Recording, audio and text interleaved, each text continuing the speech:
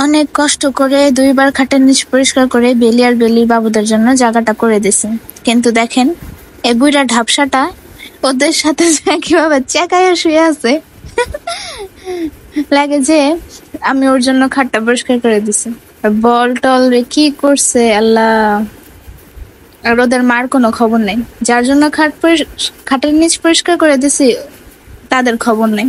But যার জন্য করি না, তাদের খবর ঠিকই আছে যে ওর মা আসছে। আহারে! এই বাই দ্য ওয়ে, বেলিকে দেখে আবার ভয় পায়েন না। ওর হচ্ছে গরমের জন্য লোম ট্রিম করে দিছি। মাশাআল্লাহ, বাবুরা কত কিউট লাগতেছে।